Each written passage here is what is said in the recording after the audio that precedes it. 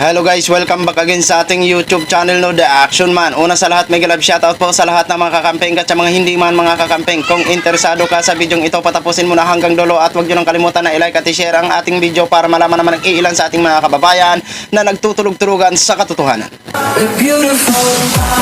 So muli naman nagbabalik ang nag-iisa nyong host na si The Action Man para magbigay ng komentaryo at reaction sa mga mainit ng issue ng bayan. So ito ho mga ka-action, mga kakamping no, may gusto lang po ako na i-share sa inyo about po ito sa pagdidma ni First Lady Aranita dito kay Vice President Sara Duterte, na kung saan ito ay departure ni Mr. President Bongbong Marcos papuntang Vietnam ho mga ka-action. Abay, parang maabangan ho natin ito, parang ibang ano na po ito ibang usapin na po ito, parang mag-uumpugan na yata to So ito po mga ka-action, panoorin po natin ang maiksing video lang po ito.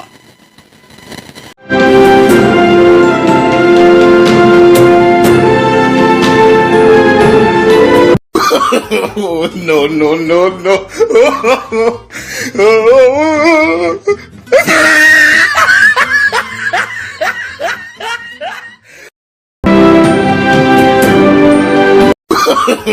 No, no, no, no.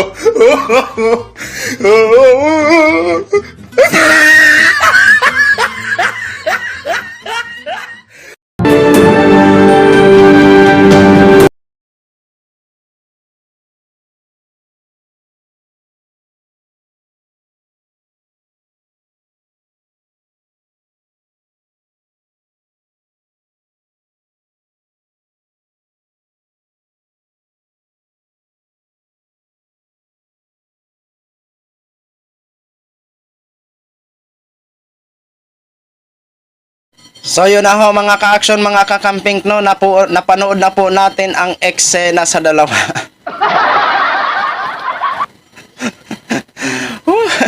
Ang saya-saya talaga panoorin ng ganitong eksena. Ang sabi ng mga nag-comment dito mga ka-action ay mawawala po talagang stress nyo kung kayo stress dito kung magbabasa po kayo sa mga comment. Ang sabi ng ating mga ilan na nag-comment sa nasabing video mga ka-action, abangan ang pagsambunutan. Abangan ang pag-uumpugan. Aba, iwan ko.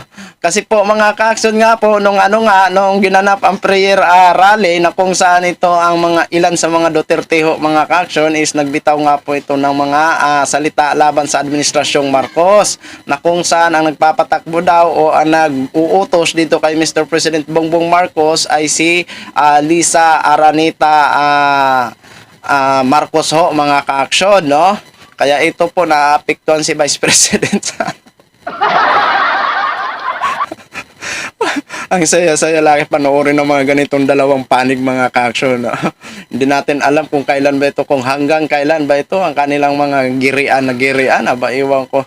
Sus, Diyos ko po. Mag-ayos-ayos na po kayo para po sa ikaunlad ng bansang Pilipinas po, na pag-iwanan na po ang ating bansang Pilipinas. Nasaan na ba ang Pilipinas ngayon?